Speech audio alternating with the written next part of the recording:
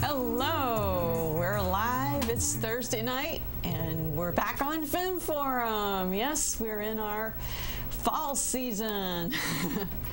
What is Film Forum? It is a political, progressive talk show with a feminist edge because Tracy Welch, who does technical direction, and we're both women.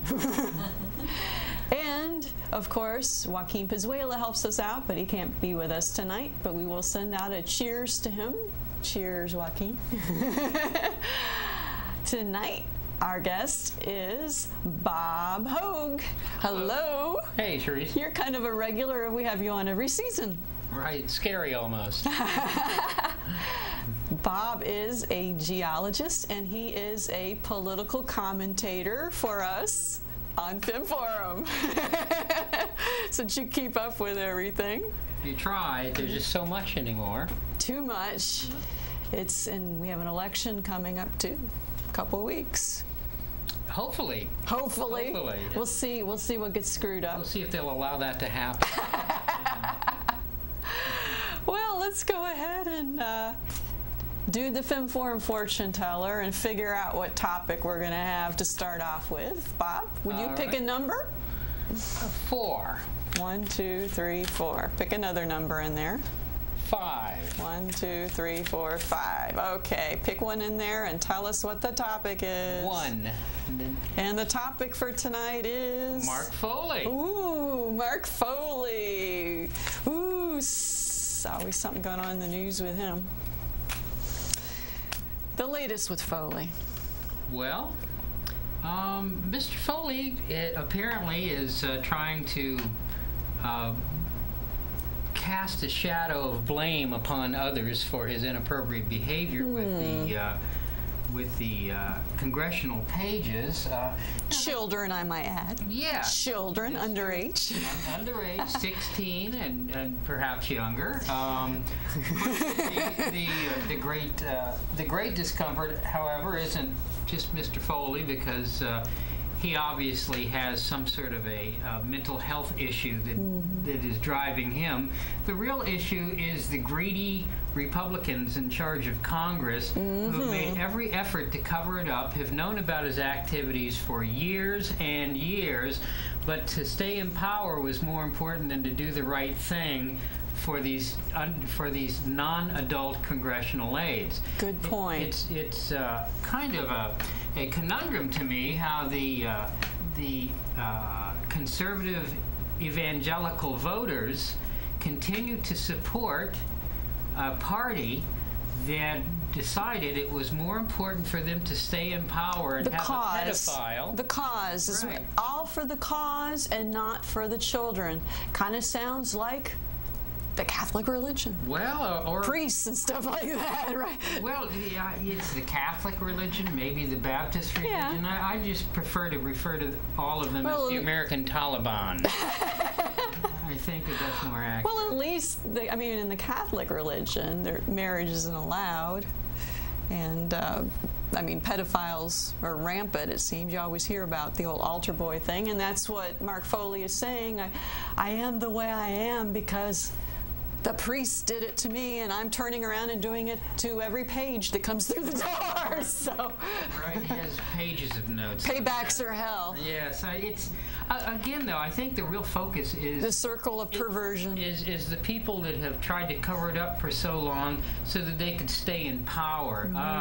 And the base, the Republican base, again, is these right-wing, evangelical, very religious people, and it seems that the Republican Party really represents them far less than the Democratic Party, if you look at the things they've done. Recently, a book came out by the gentleman that ran the faith-based initiative programs for the Bush administration. I think he resigned in 2003 or 2004, And he said that the Bush administration people all made fun of all the religious folks. Like Jerry Falwell and well, I mean, I'm Pat Robertson. Of them too, but I don't pander to them and tell them I'm going to help them out and do all these great That's things. called two-faced. It's just a shallow party of shallow people. They're using them for their agenda. They're using them because they're organized and they could go out there and spread their will and all that stuff. And and they also know that they're one issue voters, so that if they can just pound that one issue, maybe they'll get out and vote. I mean, well, now they're so desperate, they're trying to go back to the old standby. Oh, they're going to raise the taxes, and you know, all these threats. And what about gay marriage? And you wouldn't want the taxes to be raised. My God, I would. You know, that's. But to the rich, to the rich. Well, they don't want to do that. They always leave that part off. They want to. They make it seem like it's to everyday people. Well, it's to the rich. Well, and that's why the Republicans don't like the Democrats talking about raising taxes, because when the Democrats raise taxes, they want to raise it against the rich, and the Republicans are the rich. Exactly. You know, so that's the issue. I don't know. It's going to hell in a handbasket. Another thing about Foley, he's in rehab. Well, I don't think pedophiles can be rehabilitated, and there's rumors that he's over at the old Scientology place, so he must be in Clearwater, in our neck of the woods, basically getting rehabbed. Yeah, I guess they're deprogramming him, like he said. He has one of those machines that he's using. Changing the computer chip in him. Right. So that's why he had to say, I'm an alcoholic, because alcoholism is a disease. It is a sickness. And instead of blaming it on his perversion, which is preying on children. You know, the best thing for him would have just been come clean. Again, he's a symptom of the disease in Washington. He is a symptom. And I believe that the Democrats have their flaws too. Please don't misunderstand me. But vote them out too. Vote out all incumbents. Don't vote for any incumbents. Get rid of them all. It shouldn't be a lifestyle being incumbents. But the Republicans have just done horrible things. I mean, they've passed laws that make it legal to torture people now. I mean, Which gets rid of all our amendments there. I think it only leaves one. But first is gone, second. I think third is still there, maybe, or fourth. I can't remember. But Keith Olbermann did a beautiful little monologue about that whole thing. Well, you know, there was a great... Who needs a Geneva Convention anyway? Well, we only need it when something's done to us, but apparently we're saying there's two sets of rules now. I wonder how our military people feel knowing that if they are unfortunately captured by a foreign power, that they might be treated the same way that we treat people. You know. Waterboarding, and that's not like surfing. When they talk about waterboarding. I think the issue is that the Republicans that passed this thing, none of them have served in the military. I doubt that they have. You know, even Rumsfeld barely. He was in the Navy in the 50s or something, and that's about it. I think I don't maybe think in the Navy. so, but he may barely. But I always refer to the Bush cabinet as the chicken hawks. Oh yeah. Because they're all for war, but they don't want to send their kids, and none of them have ever gone.